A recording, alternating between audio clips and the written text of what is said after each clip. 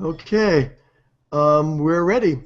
Well, hello and welcome to another episode of MT Live. We have a really special episode today with a really special guest. I'm Dr. Alan Weinstein with Bill Wolcott. Before we get started and bring on our special guest, and I know everyone's excited, what I'm going to do is I'm going to share my screen and give our sponsors their due.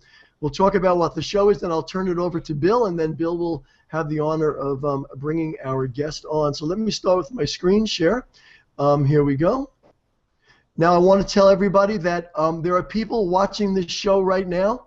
They're watching this show actually right on Metabolic Typing website. It's available in Google+. It's available in YouTube. And, of course, it's available in the VIP app if you have that on your desktop. So, again, this is our MT Live event. Today's MT Live is brought to you by Community Wellness Day. Every great opportunity begins with the first step. Take that step with Community Wellness Day.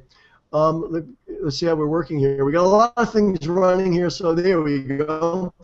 Food Pharmacy, David Vaughn's Food Pharmacy software, meeting clients' symptom-specific needs for their metabolic type diets. MRT, when it comes to metabolic typing, nothing else uncovers dietary blocking factors like MRT. Reed Davis and Functional Diagnostic Nutrition, are you ready to take your practice to a higher level? Ultralife Inc., the original nutrition company whose focus is producing specific formulas for different metabolic types.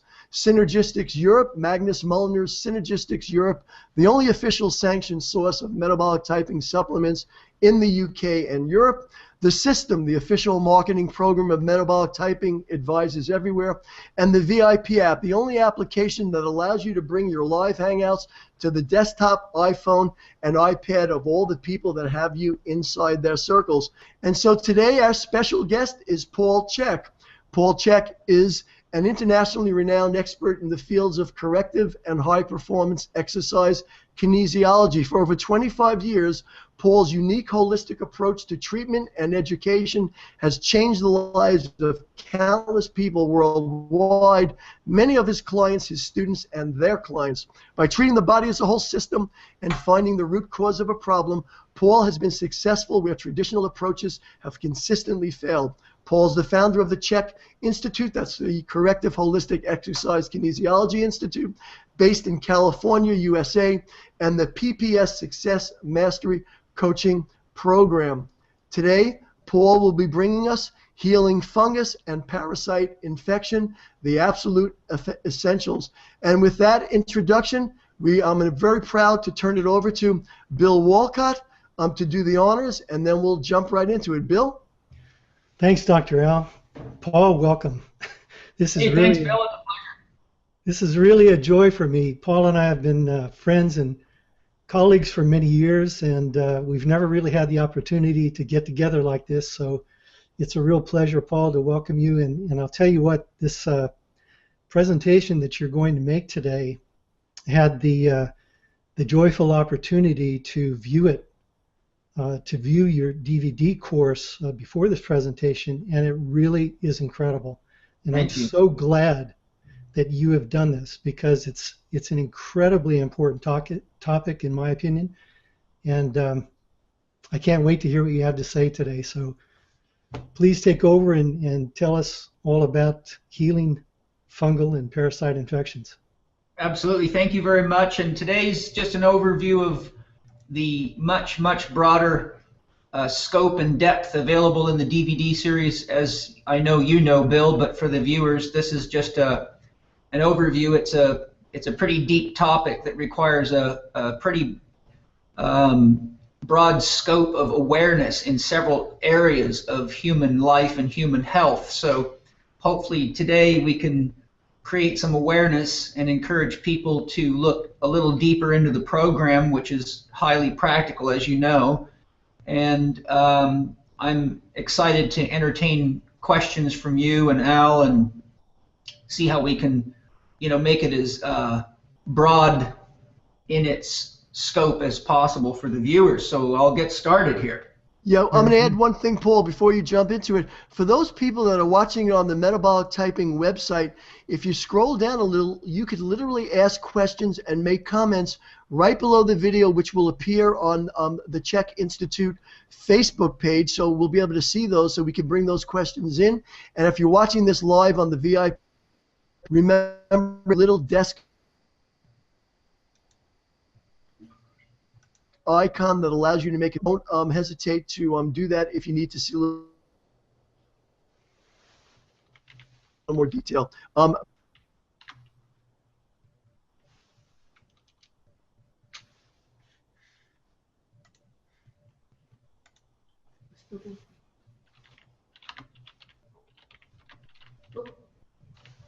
you ready, Paul? Yeah, we just had a dead spot there, so I was wondering if you guys were, what was happening, but are you ready to roll? Yeah, we're sure ready to roll are. anytime you're ready. Okay, here we roll. Okay, so our learning objectives today is to define what a parasite is, review the 4 classes of parasites that infect human beings and common symptoms of infection, explore common reasons people get fungal and parasite infections, and review food choices as an essential first step to the prevention and treatment of fungal infections. So let's talk about what a parasite is. A parasite is an organism that lives on or in a host organism and draws its nourishment therefrom. So essentially, a parasite is any organism that requires you for its food source or its source of vitality, and essentially does not meet its own needs. Therefore, if you have a parasite in you, it means that you're sharing some of your resources and life force with the creature. And as we'll talk later, that's okay to a degree, but we will have to look at the difference between having parasites and having a parasite infection, where that's a key distinction we can talk about a little later. There's potentially millions of parasitic organisms on Earth, and human beings are the most parasitic of them all. I don't think I need to sell metabolic typing advisors on that concept, because you guys are knowledgeable enough about how the world works and all the neat things human beings do to the planet. So I just thought that was an important comment to make with regard to parasites. So do you have parasites right now? Well, the answer is absolutely yes. The average human being is composed of about 100 trillion cells, and some researchers in this area suggest that as much as 90% of our cells that we call ourselves are actually parasitic organisms such as bacteria, viruses, fungi, and other creatures. And there's actually been a fair bit of research on that coming out. I recently saw a article in The Economist, of all places, going into the current research on gut bacteria, and they actually shared the same exact statistic here in that article, which was quite good. So as you can see on the bottom of my screen, don't pick a fight with your bugs. You're outnumbered 9-1. Effective gardening is the answer. And one of my unique approaches to parasite problems and fungal infections is that instead of trying to eradicate the infection as though it is the problem, I look at the issues of gardening. In other words, just like you have to water a garden, pull weeds, control pests, and pay attention to all the things that are relevant to gardening, we must look at our body as a living garden. And the same kinds of problems that cause problems in gardens tend to have a very similar effect in our body. Overeating would be like putting too much compost or waste on the ground. It'll attract bugs. Undereating will cause a weakening of the immune system and lead to more likelihood of parasite problems. Too much stress shuts you down, etc., etc.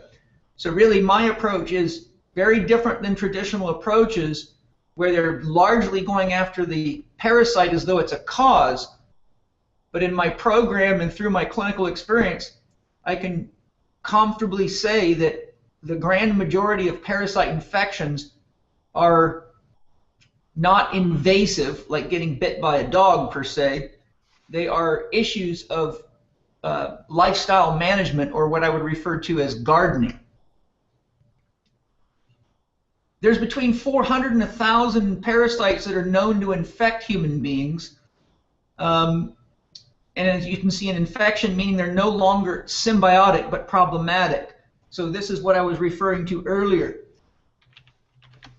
And in my report, I imagine maybe Bill or Al, some of you maybe saw the report where I talked about the fact that we have a lot of symbiotic and beneficial functions from parasites. But if a person begins to get the kinds of symptoms we're going to discuss in this program, that indicates that you now have a parasite infection. So to use a concept that's fairly simple to understand, and I'm sure metabolic typing advisors are very hip to, if you give somebody a probiotic that needs one, typically you will see beneficial improvements in things like bowel movements, energy levels, skin quality, and a variety of factors.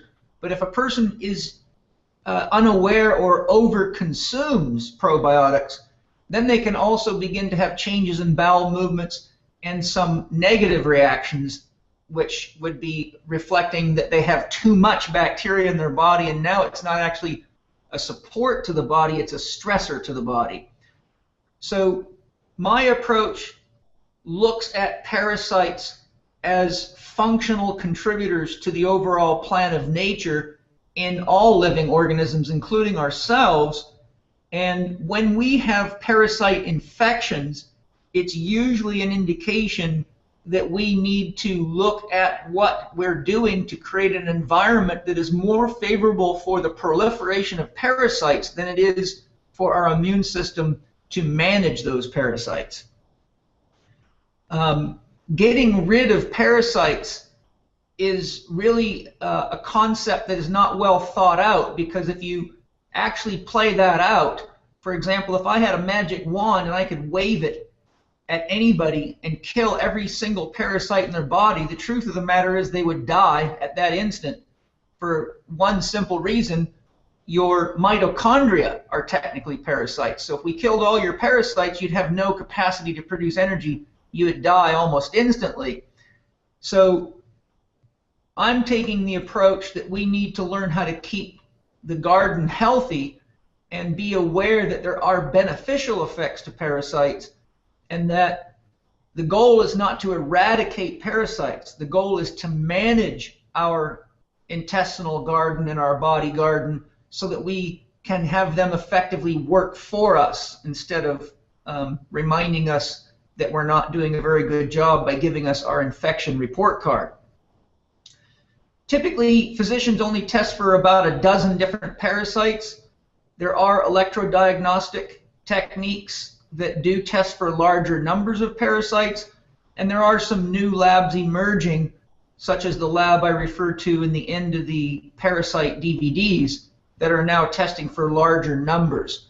The reason I make this point is because I would say 80 to 90% of all the people that I coach with parasite infection problems have been told by physicians and functional medicine practitioners who have done lab tests that they do not have a parasite infection based on the lab test. In fact, I've seen people go through 4 rounds of lab testing, including stool samples, and every time they came up negative, but in each case they actually did have a parasite infection.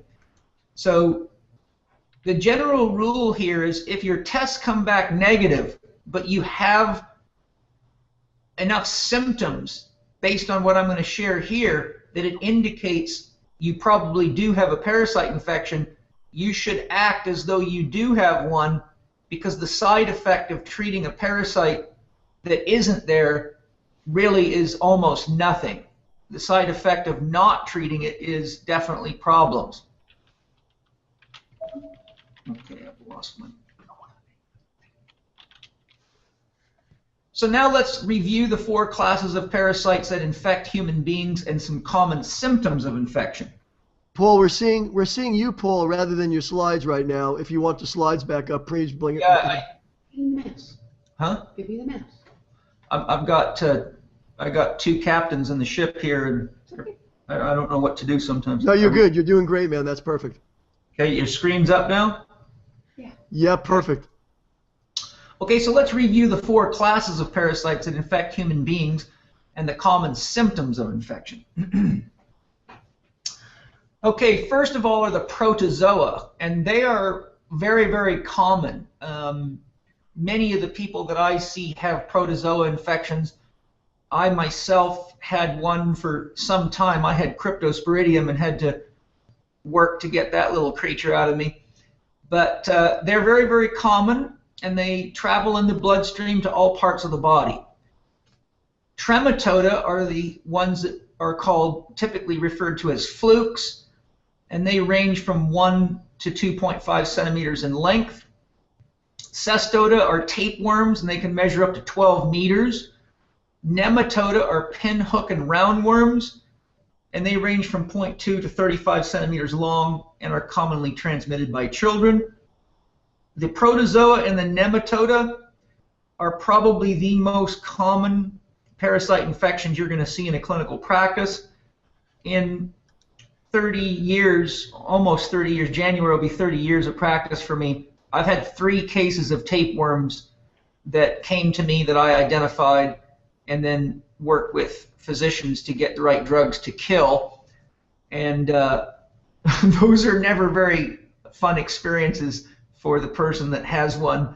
And I had the kind of fun experience of seeing the look on their face when they explained to me what it was like to have something. Well, one guy had one about 9 feet long, another one had maybe one 12 feet long. So when these things come out of your backside, it can be quite an interesting experience and observation as well. And some of you have the handout that I provided Bill, so you can see their mugshots are none too attractive.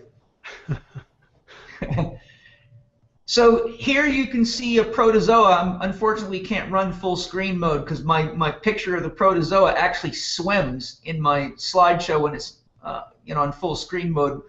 And you can see that one on the left there actually swimming, so you can see how it moves through the bloodstream. Just to give you a sort of indication of size, about 114 protozoa will fit comfortably in the eye of a needle. I've seen some books say that as much as 130 of them will fit on the tip, the sharp tip of a needle. On your right side there, you see Giardia. That's nasty stuff. The beautiful little woman sitting right next to me has gotten 3 Giardia infections doing outdoor races and race across New Zealand and eco challenges and things like that. Giardia is a real pain in the ass because it can withstand boiling water. And so if you're out camping and drinking from streams, just know that boiling water will not kill Giardia. You have to come equipped with a good immune system and some of the essential oils and herbs that I talk about in the actual DVD set. Here you can see the flukes. On the left you see a liver fluke, and I'm showing you this picture of a liver fluke to make a very, very important point when it comes to understanding the issue of parasite infection and fungal infection. These creatures all bore into your tissues in order to lay their eggs. What you can see there in the white is inflammation, and that can also turn into scar tissue. If you have a chronic parasite infection, when they bore into you, they actually wound the tissue. Just like if a dog bit you, you would have a wound there. But if you keep getting parasites digging into you and laying eggs and you don't do anything about it, you can end up with a lot of scar tissue and internal organs and a lot of complications from the biochemical changes of chronic inflammation. Not to mention the fact that these organisms can cause serious problems in the function of any gland or organ, including brains. I've seen very good documentation of cysts full of parasites in human brains. I've seen eyeballs with parasites in them in my clinical practice and in books. These are things to be taken seriously. most people are really sort of not really aware of what it means to have a parasite infection, and therefore often don't take these things seriously. Now, while I'm on the topic, funguses do the same thing. Remember, funguses are the creatures that dissolve rocks and feed them to plants. Most people think that plants eat dirt. That's very, very wrong. Funguses excrete very, very powerful acids that liquefy minerals, which they feed to plants and trade for the sugar and the sap. So you will see later when I show pictures of fungal infections all sorts of very unattractive changes in the skin, and those changes in the skin are reflective of the very kinds of things you're seeing on this slide, except you're seeing it on the surface of your body. So if you start feeding funguses, not only can they damage your skin, but if they get inside your body, they start doing this kind of stuff wherever they go. And in my opinion, fungal infections are probably more common and should be addressed quite with quite a level of commitment, or you tend to open the door wide to a parasite infection for reasons that I'll talk more about in a bit. So here is a tapeworm. I told you you'd see their mug shot. So there's the FBI's most wanted picture on the right for a tapeworm. I doubt many of you want to cuddle up to that thing and give it a kiss. And these things can get very, very long. And one of the big tips for you that is true of all parasites, but I found it to be much more true of a tapeworm, and this was one of the key ways I was able to successfully diagnose them in 3 cases, and that is that people with tapeworms tend to have a significantly increased appetite. Almost any parasite infection will increase your appetite, but a tapeworm takes you to a whole new level of hunger. One of the female athletes that I found a tapeworm in, actually she was working with me on another project. It had nothing to do with me seeing her as a client. And it just so happens that that day we went to lunch together. And at that time, I was weighing about 190 pounds, and I was doing like 10 sets in the deadlift with 500 pounds, so I had a pretty good appetite. This girl proceeded to eat over double what I could eat, and she was about 5'3" and 125 pounds.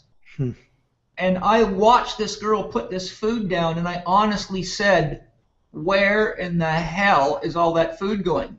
Because I ate a full meal after having a workout, and I can eat pretty damn good, and she literally ate double the amount of food I ate, and that began a conversation, and I started asking questions, and lo and behold, one thing led to another. She'd been doing some international travel, etc., and was able to essentially pinpoint about when her appetite got much, much stronger, and so that triggered me to further investigate, and lo and behold, we did find she had a tapeworm, and we're able to get it out of her.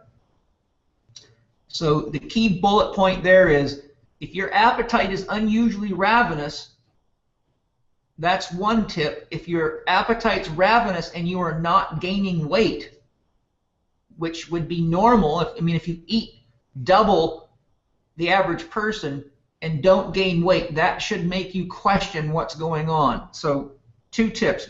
Lots of food, and number 2, lots of food without weight gain. You don't want to miss out on those because it means there's something going on. These guys are the most successful parasites in the world according to research and statistical analysis. That's an Ascaris worm you're looking at there. They're probably responsible for more parasite infections than any other creature that I've worked with, meaning in my patients.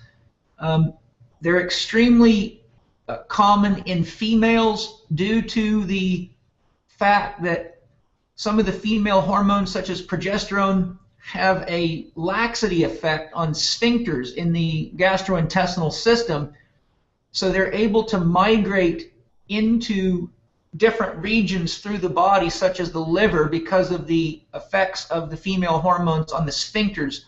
in the visceral system, and therefore they're more susceptible to infections than males are. So you can see here a picture of a nest of Ascaris. Now these worms tend to make nests just like you see inside people's intestinal tracts. I've found many of them. They're quite common. For those of you that are clinically working with people that have parasite infections, you can actually feel these nests. If you know how to do general visceral assessments or visceral massage, these nests are typically set up in the small intestine, sometimes in the large intestine, usually in the small intestine. And if you've ever felt what a person's intestinal tract feels like when they're constipated, which is easy to feel in the region of the sigmoid and the lower left inguinal region, you can feel sort of a lump, like there's a big log sitting inside of somebody when they're constipated. These nests have a very similar feeling, except they can be much further up in the system than where you would normally feel fecal constipation. So if you, for example, put your fingers into the region of someone's small intestine and you run across something that feels like backed up fecal matter, chances are really good you're running into a parasite nest. The way I would describe them is when you push your fingers into them and move across them, it feels as though you're rubbing on something made of paper mache. Like if you take cardboard egg cartons and you were to cut them up into strips and then take some glue and try to make a bowl out of or something, the feeling that I get when I'm touching these things is it literally feels like the parasites are attracting fibrous material from the foodstuffs in the gut and actually building a nest. And those nests can cause tremendous problems with blocking the intestinal tract. I've known people to end up having to go to hospitals because they were having terrible intestinal pain, serious constipation, couldn't get bowel movements, had to basically go into the hospital because nobody knew what to do about them. And even in the hospital, they don't help them much, but they just end up in a lot of pain. So those that have the skill to assess for those nests because they've been trained in visceral massage or visceral manipulation should be aware that those nests are common and should look for them. And if you don't find them, it can cause pretty serious health problems for people. Here you can see a nice big one. This one's over 16 inches long. And this brings up a point. These worms can get into places that you really don't want them to get. I've had 2 cases of vaginal infections of these worms. I had a woman bring me a worm about this size in a glass jar that came out of her vagina. Needless to say, she was a bit shocked. And it's not something you want to announce to your lover either. Just to give you a sort of a little bit of a background as to why we need to be, shall we say, clinically observant, this woman took the jar with the parasite in it to the hospital, asked the doctor to have it tested to see what parasite it was. The lab test came back and said no parasite found. Well, she brought them the parasite. So she got another one out of her body, brought it back. The test results came back, no parasite found. This happened 4 times before she just pulled her hair out and gave up in pure frustration. So whatever the reason for that is, I could bring up a bunch of theories. The reason doesn't matter. The point is, it is not wise to trust the medical system to diagnose your parasite infection because for many reasons they're not oriented around it.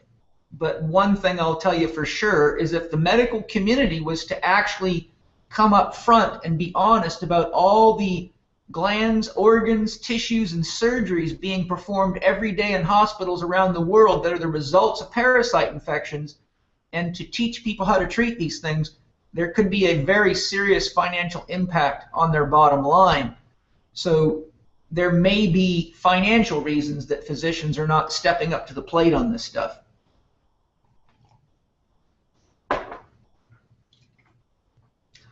How bad is the problem? Well, this book that I got these statistics from is probably 10 years old by now, which I can tell you those numbers would be worse. So human infections, how many are there? 4.5 billion infections a year from worms alone. As I told you, the Ascaris is the most successful parasite in human beings. Now, a little bit of interesting trivia for you. When I looked into the research to try to figure out why Ascaris was so successful, I found something really interesting. The Ascaris worm is capable of morphing its own genetic structure so that its tissue actually becomes so bioidentical to your tissue that your immune system cannot recognize the parasite.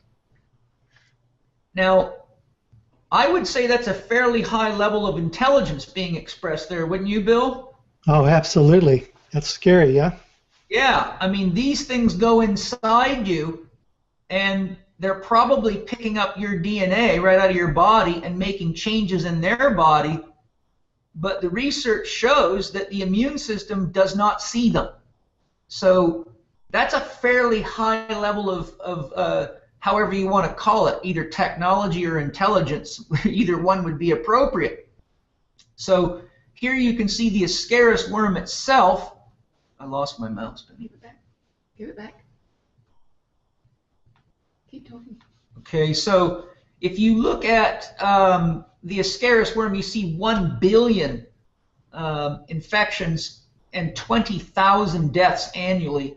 And those visits to the hospital that I talked about with serious pain are probably people that may have ended up dying. You're at very high risk, for example, of an appendix burst. And the Ascaris worm tends to really like that region of the body as well. So without going through each one, my only point of this chart is to show you that we have a very, very serious problem. When you add all those numbers up, there's only, what, 6-point-something billion people in the world today? Right. Okay, well, when you start adding up the numbers, like you got 1 billion Ascaris infections, 4.5 billion worm infections, well, there you go. That's why the statistics show in completely different books, you can find these statistics. Statistics show that about 90 to 95% of human beings today have a fungal infection, and about 90% have a parasite infection. And when you start looking at, you know, research like this, you can see that these statistics are actually not only true, but they should be a much bigger medical concern than they are. When you consider only about 38,000 people a year die of AIDS, and about 68,000 people a year die of trans fatty acid consumption, neither of those things are anything compared to what's going on with parasites, but largely nobody talks about it. Well, I think the problem too, Paul, is, you know, the entire allopathic medical system is symptom-based. So physicians are basically treating the symptoms that these parasites are producing without really looking for the underlying causes, which is, of course, what you do and what we do. Yeah, and you know, the interesting thing, Bill, is this is sort of a you know, kind of a Paul Chek way of thinking about things. But the truth is, you can't really treat the symptom of anything until you know what it is, because if you do, you don't really know what you're treating. For example, if you got a parasite infection in your body, the chances are that that person's going to run hot. So if you go to a physician and you're running hot, they think that you've got an infection or that you've got some kind of an illness, and they might give you something that may, shall we say, lower your temperature by any means. But the reality of it is they haven't addressed the symptom of a parasite. They've only addressed the symptom of increased heat without knowing where it's coming from. And this is just a loose example. But if a person does not have enough holistic understanding of body gardening and isn't aware of parasite and fungal infections, they actually don't know what symptoms they're treating. They're only treating them at the very superficial value. In other words, if someone's got skin conditions and you give them steroids, you don't know where the skin condition came from. So all I'm saying is we use symptoms to track an etiology, but we're looking for the actual cause of the symptoms. Most of the doctors are not even looking for the cause. They're just simply using a this for that approach. If you've got inflammation, take this. If you've got skin problems, take that. If you're constipated, take a diuretic or whatever it is. So does that make sense what I'm sharing? Yeah, absolutely, 100%. That's exactly the way we think about it as well. I think there's another issue here also that comes into play that dovetails into the symptom treatment approach, which is that it's not bad enough that the parasites produce the inflammation, that produce the organ dysfunction, produce the damage to bodily tissues and so forth, but their very presence in inappropriate amounts causes a chronic immune response. Yeah, absolutely. Athletic response, a chronic adrenal response, and that then itself leads to further degenerative processes in the body. So that's just another, I think, perspective on the seriousness of these fungal and parasite infections. It's not just the overt damage that they do, but it's the chronic defense that it forces the body to prolong that leads to burnout and breakdown of the body's defenses. Yeah, and we can talk a little bit more about that later on or as we go here, because I certainly have some feelings about that. But your comment triggers me to say, how many metabolic typing advisors in the world have had clients come to them or patients come to them if they're physicians, and the client gives a history of adrenal fatigue lasting years and years and years, even after seeing multiple doctors for help. That's a very, very common finding in my clinical practice. Absolutely. So the point that I'm making is you can read a book like Adrenal Fatigue by James Williams, if I remember right, and do all that stuff without realizing that you're actually treating the symptom of another problem, and the adrenals themselves are a symptom of the parasite infection. So all the adrenal stuff that people are doing is largely modifications with supplements or with dietary changes, but seldom are they looking at the overall lifestyle factors that actually set them up for the parasite infection in the beginning. So to take that one step further, like I said earlier, if you just treat the parasite, i.e. what's causing the adrenal fatigue, and you do not address the environment that made it favorable, we're still actually only doing symptom treatment even by getting rid of the parasite. Perfect. Exactly. And that's why my program goes so heavily into factors like cleanliness of kitchens, bathrooms, bodily hygiene, and even, as you know from watching the program, getting clear in your head about why are you living? What are you creating in your life? How are you managing yourself? What are your core values around food, rest, movement, and creating your own dream? Because I find very, very commonly a real consistent theme with people that have parasite infections is that they have a serious case of monkey mind and are having a very hard time focusing themselves in almost any direction in their life. So what I'm sharing here is that parasites are common symptoms of mental emotional stress, oftentimes emerging from a lack of a sense of self-direction in life or a sense of joy or satisfaction with the work that a person's chose, or staying in relationships with people that you're not really in a healthy relationship with, like staying married when your relationship's not going anywhere and counseling isn't being tried or has been given up on, or staying in jobs that you don't like because you're afraid you can't make enough money doing something else, so you're trading your vitality and your natural inherent joy for life for an idea that limits you to living and thinking in an environment that is not conducive to joy, health, happiness, or immune system vitality.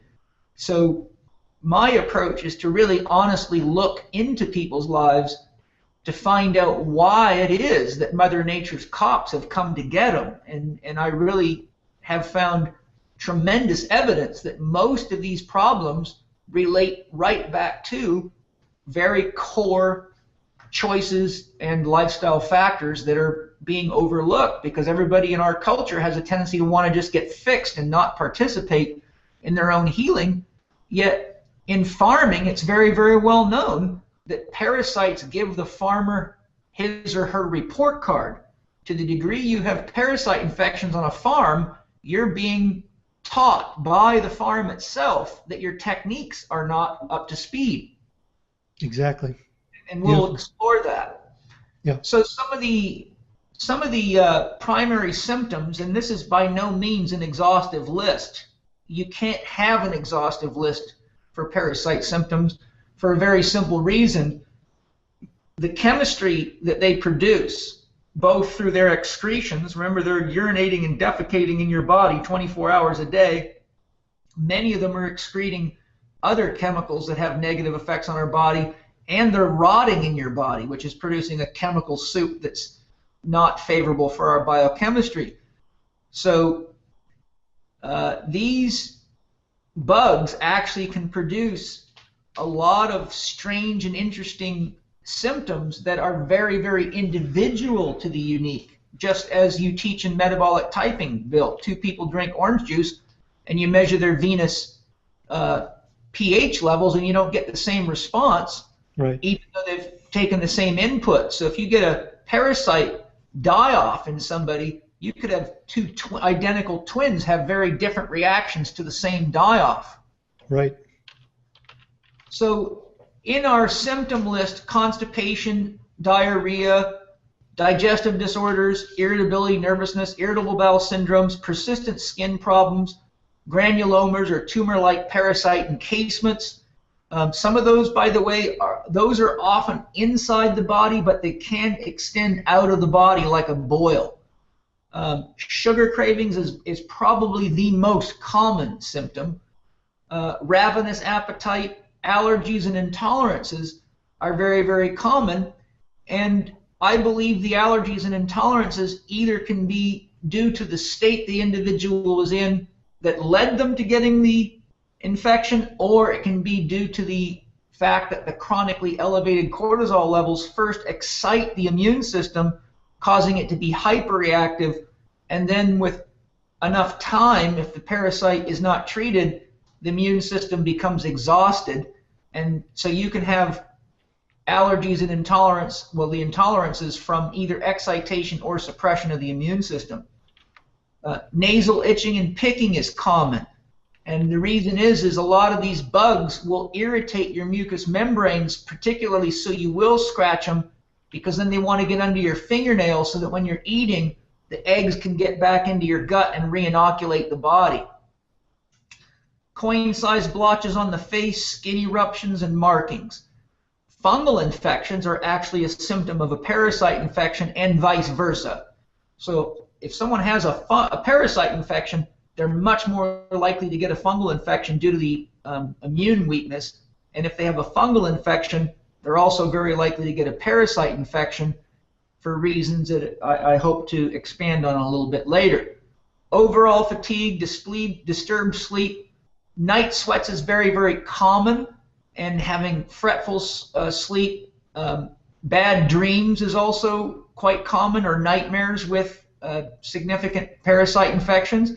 Anemia is a very, very common symptom of a worm parasite.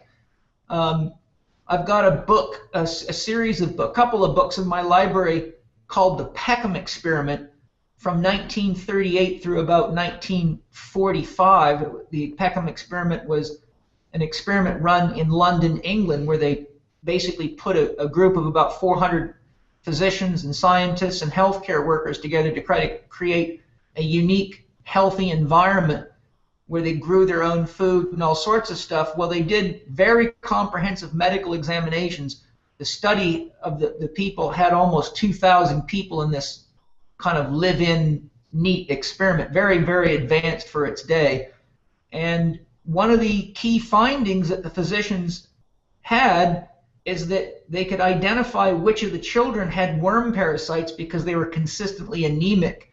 And when they knocked out the worms, then the anemia was gone.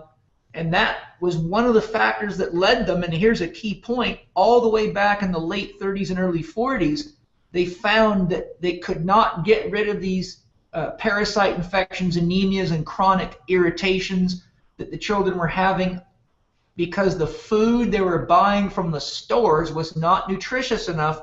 They actually had to start their own farm to grow their own food to get rid of a lot of the problems that they had in their study population. Now that was before the invention of farming chemicals, meaning they weren't using pesticides back then. What they were suffering was the farmers were still using monocropping technology and depleting the soils, and they were also beginning to experiment with chemical fertilizers. So imagine what that would be like today if they tried to run that study. They would have had to switch to biodynamic farming because even today organic farming's becoming a weak concept due to government influences. Right. So anemia, muscle cramps, joint pains, postnasal drip, bruxism, which is grinding your teeth at night, prostatitis, bluish specks in the whites of the eyes. This is another common worm symptom. If you are coaching a client and you are sitting slightly to an angle and the light hits the white of their eye, right around the colored portion of the eye, you often see a very interesting blue tinge, almost the color of the text on the title of my slide, kind of like the blue you see in an abalone shell. Craving dirt, clay, raw rice, dried foods, and charcoal and burned food. And I believe that the reason people crave those things is because they're actually sweeping agents, and diatomaceous earth and clays are a known, as is raw rice, a known treatment approach for sweeping bugs out of the intestinal tract. So I feel this may be the body's attempt at doing this by itself, by making you crave these things. Paul, can I ask you a quick question while you're bringing your slides back? Are there also a lot of neurological symptoms that you see and things in children like learning disabilities or ADHD as a consequence of these problems? Yes, yes. Usually because the biochemistry of the individual's body is so out of balance that it's reflected in the mental emotional state of the individual. Learning disorders, anxiety, bipolar behaviors, anxiety, depression, emotional outbreaks. You got to consider, Al, that all of these issues we're talking about seriously disrupt a person's ability to get a deep, restful sleep. So by the time someone's had a parasite infection for a few months, you can consider that they're extremely sleep deprived. Not to mention the fact that having elevated cortisol levels 24 hours a day like that seriously disrupts our anabolic and catabolic cycles, or our growth and repair cycles. And so what you're dealing with is basically a progressive breakdown of all biological and psychological systems. So now we'll talk a bit about fungal infections. Mycotoxins are capable of modulating your immune system, becoming stealth invaders to any body tissue. They can disrupt key immune regulatory cycles and communications, allowing parasites to proliferate. So here is what I was leading to earlier. If you have a fungal infection, a few parasites have been recognized as having the ability to do this only recently. And I was told that by Emma Lane, I think, or somebody else that does a lot of work with parasites, that there's research coming out like that. But years ago, I don't know, maybe 6 or 8 years ago, Dr. Oliver and I attended a course together. I believe it was a German woman. It was a German woman who was an expert in fungal infections, and she showed us very good research showing that the funguses produce mycotoxins that specifically and directly modulate our own immune cytokines and all the basic immune messengers and confuse the immune system, basically just cause it to go into a state of chaos. So whenever I have a client that has both a fungal infection and a parasite infection, I typically am going to go after the fungal infection first, unless I feel that the parasite infection has reached dangerous levels, or that the type of parasite, like a tapeworm or something like that. The reason being is I've seen so many people with fungal infections not realize they had a fungal infection, or go to doctors or functional medicine practitioners that recognized they had both a fungal infection and a parasite infection, but chose to go after the parasite infection first.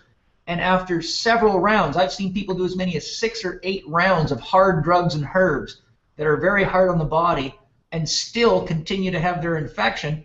And why? Because they didn't address the fungal infection. And if you got a fungal infection that's shutting your immune system down and confusing it, then all the approaches to treat parasites are, in my opinion, not wise. They're not going to get far.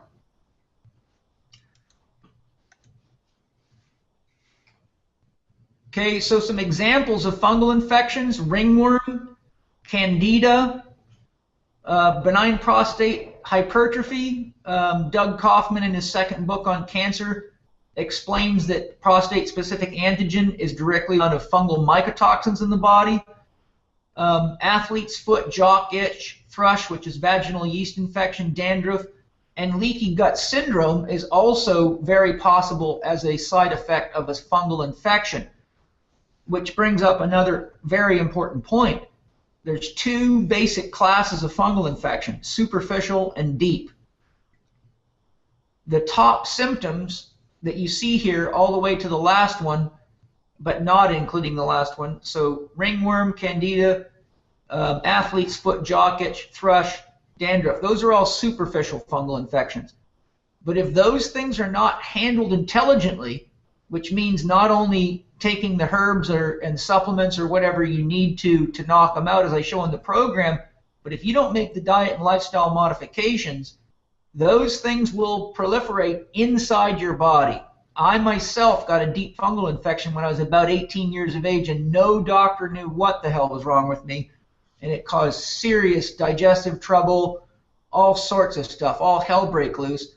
And it wasn't until I was 36 that I actually figured out what was going on, and that, I believe, actually damaged my intestinal tract. You can get scarring of the intestinal tract when you have chronic fungal irritations or parasite infections down there, which can wipe out a large percentage of the microvilli in the brush border in key areas and lead to the inability to absorb key vitamins, nutrients, and foodstuffs, because, as I'm sure you guys know, that each section of the small intestine absorbs different nutrients. So if you knock out the jejunum, for example, you can get different effects than if you knock out another section of the intestinal tract. So the point that I'm making here is leaky gut syndrome could very, very well be a symptom of a deep fungal infection. Another tip for you is if you get chronic joint popping. That's a common side effect of fungal infection. So, for example, if somebody tells me I've got joint popping, often when it's a fungal infection behind it, it's painful joint popping. And 2, it's not something that's typically related to something that they've done. Like, they don't say, well, I hurt my shoulder, then it started to pop. Typically, you get people saying, I don't know why, but all of a sudden my shoulder or my hip or my knee is popping and feels loose in the joint. I believe that's due to potentially elevated estrogens in the body. It may be due to the chemicals that they're releasing. It's hard to say, but I've seen it very consistently. And because I have to be on a permanent antifungal diet, if I wander off and have a little dessert somewhere or some coconut ice cream or something that should be fairly safe to eat but feeds my funguses, I can find myself having quite a painful experience with shoulders and hips popping, which lets me know I've crossed the threshold and I'm now exciting the creatures on the inside and setting myself up for a lot more problems than good. So it's my reminder to manage myself better. And I think fungal infections are actually great teachers because they let you know when you're not gardening well. As soon as you eat too much sugar or too much garbage or don't get enough sleep, you start getting all kinds of the fungal infection symptoms. So I really think it's very, very good for people to take a natural approach instead of using over-the-counter creams to knock these symptoms out, because by paying attention to the symptoms, you do get your report card as to how well you're doing with your management. More likely popping in the proximal and distal joints than the spine itself. In other words, good. It can be anywhere. I tend to see a lot of it in the hips and shoulders, but I've also seen lots of people with spinal instabilities go from being minor instabilities to having incidences like, trying to wipe their bottom while they're on the toilet, and all of a sudden their spine subluxes and they can't move on the toilet. So the looseness can go into the spine as well. I really believe that it could be two things. It could be the fungus actually getting into the joint itself and disrupting the joint, or it's the chemicals that they're leaking into the body, which are having a laxity effect on joints in the body. And I've seen this many cases in people with environmental toxicity and too much xenoestrogens and things in their body. They get the same kind of responses. But I also know for a fact that when you clear these funguses out, many of these joint popping issues go away, because I've seen it happen so many times. Yeah, I was wondering, in people that have a tendency, we've all seen these people that constantly try to pop their own neck. They're always trying to twist their head left and right. They crack their own neck all the time. Yeah. You think ligament laxity, and now you're bringing up such an interesting concept here. This could be another sign of a fungal type of problem. Yeah, it is. There's a technical name for that. Do you know what it is? Constantly I don't. popping. What's it called? The technical name, and this is not me being funny, this is an actual truth, that's called chiropractic masturbation.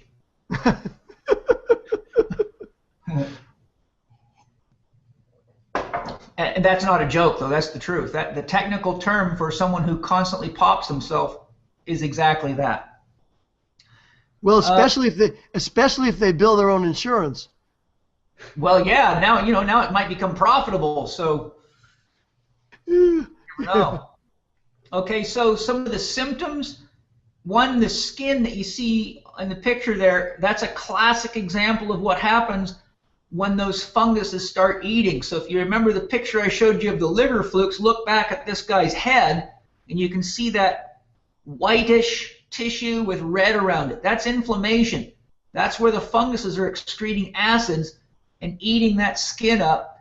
And the one thing I want to say to everyone listening is, whenever you eat more food than you can effectively digest and eliminate, it can get into your bloodstream. And a quick way to think about this is, how long does it take for you to smell asparagus in the toilet or garlic coming out of your own sweat when you eat it? Not long at all.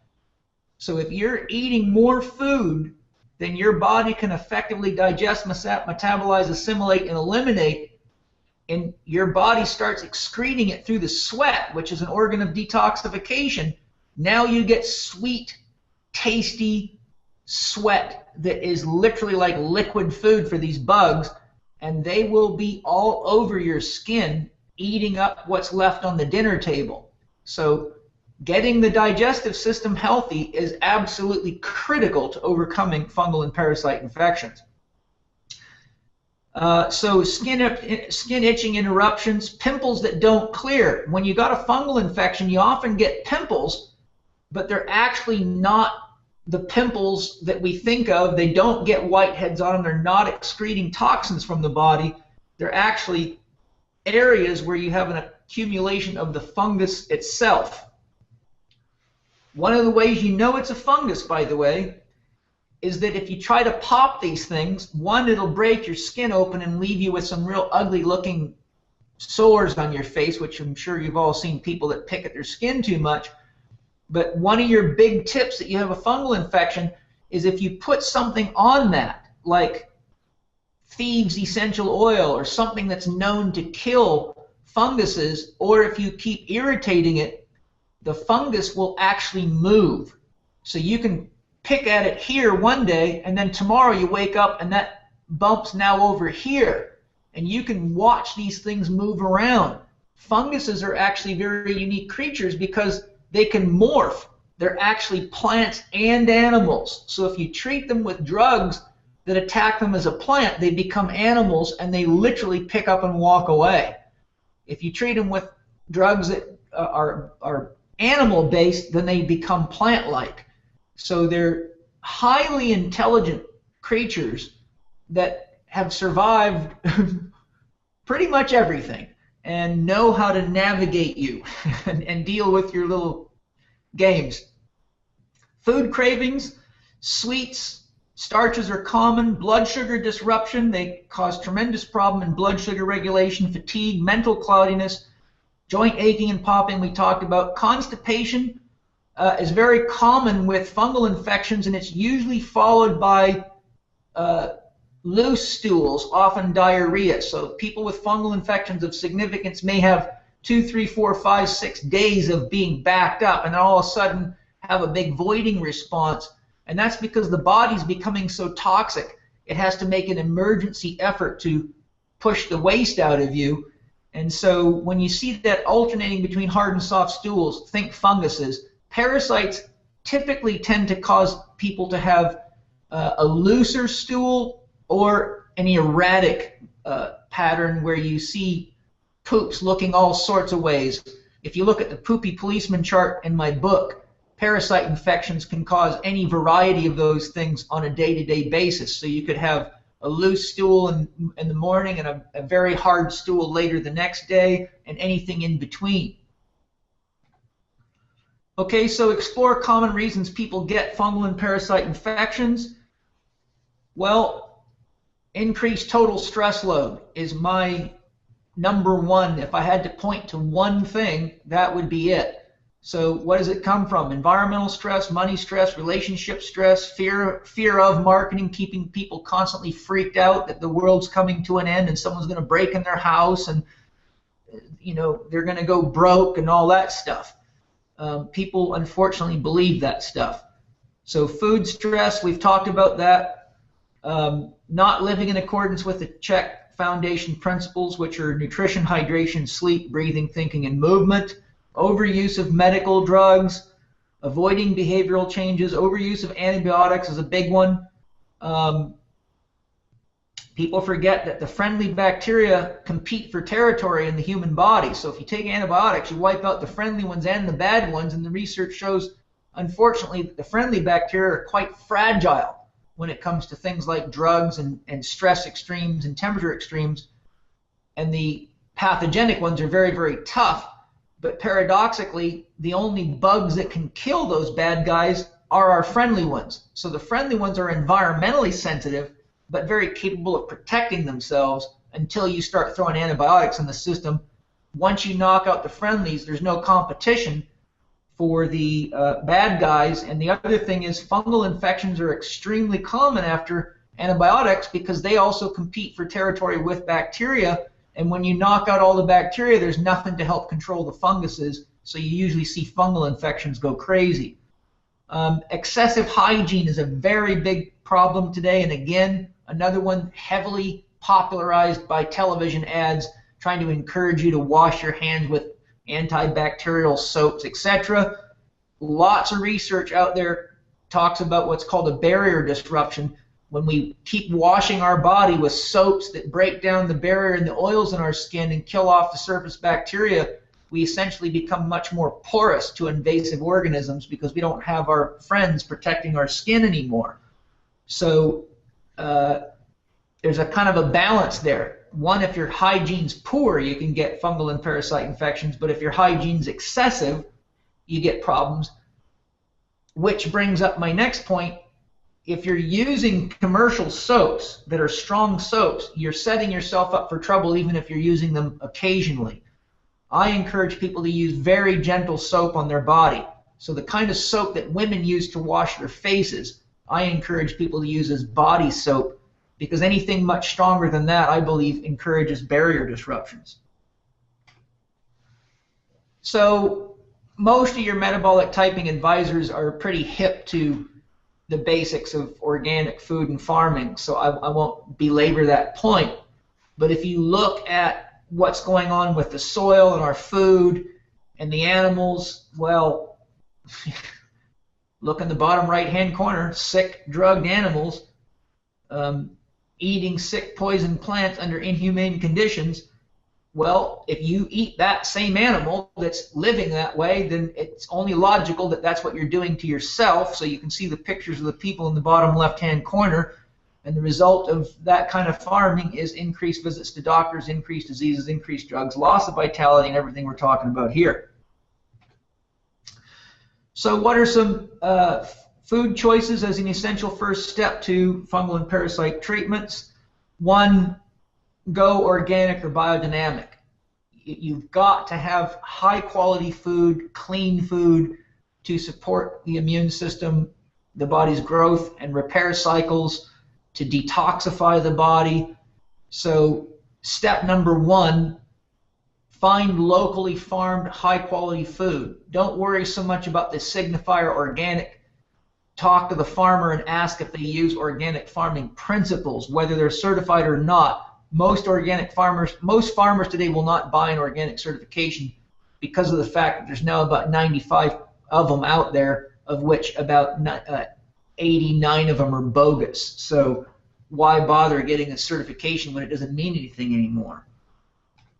I spoke to Arden Anderson directly about this, and I respect his knowledge tremendously.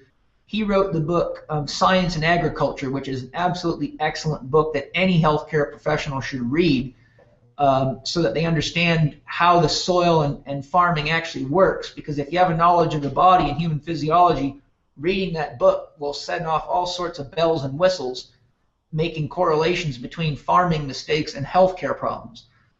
And I asked him about parasites in animals and what his experience was, and this is the exact answer he gave me. We have observed that when the soil is balanced more like it should be, and the pasture grass is subsequently more nutritious with higher bricks or carbohydrate readings, the grazing cattle do not get sick and do not have parasite problems and do not need extensive deworming or delousing, as do animals on typical poor pasture and feedlot diets. Our immune system definitely has a defensive reaction when we have parasites, if nothing other than an eosinophilic catatonic protein production reflecting inflammation. I feel that we would be free of parasites if we truly had the nutrition our bodies needed to be perfectly healthy. So there you go. Now, what's unique about Arden Anderson is he's not only got a PhD in soil science, he's an osteopathic physician who is a doctor that works on United States Air Force fighter jet pilots and you know, high-end people like that, and has his own practice working with human beings. So here's a guy who has a very, very deep knowledge of farming and the soil, but is also a medical doctor and is telling you right up here, food quality is very important. And obviously working with the high-stress client at the same time. Say that again? I said, and obviously working with the high-stress client to start out with. You mean, I'm not sure what your point means there. Well, because you said that they're pilots, so I would think... Oh, yes. Yes. Yeah, I see. Sorry, I lost the chain of events there. No problem, no problem. Next, synthetic vitamins, food colorings, preservatives, additives, denatured fats, proteins, pesticide residues. These are all random and radical linear inputs creating chaos in the system. Most drugs are built on a computer model that cannot account for the massive variances in human physiology. Synthetic vitamins can be very, very disruptive to the body, causing all sorts of imbalances, and I encourage people not to take synthetic vitamins unless they're being given by a highly skilled healthcare professional that knows exactly how to use vitamins, for which, people like Bill Wolcott are very few in the world. There's, if you go to a Dan Kalish or a Reed Davis or a Dr. Oliver or someone like Bill that knows exactly what they're doing, then there may be a place for the scientific application of synthetic vitamins if needed. But I consider those things to be drugs, and I see all sorts of problems. And the number of athletes and workout enthusiasts that come to me with bags, I mean hundreds of dollars a month, and all these pills and super vitamins that are really just super garbage, come to me with all sorts of health problems. And every single time in my career that I have had a client come with a bunch of that stuff in their body, the first thing I do is get them off all of it. No more protein shakes, no more vitamins, nothing. 100% of the time, they have all come back to me and said, "Oh my God, Paul, I feel so much better not taking that stuff. Why was I taking it in the first place?"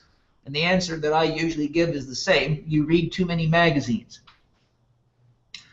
Parasites are decomposers. They come to decompose what you cannot digest and eliminate. We talked about that.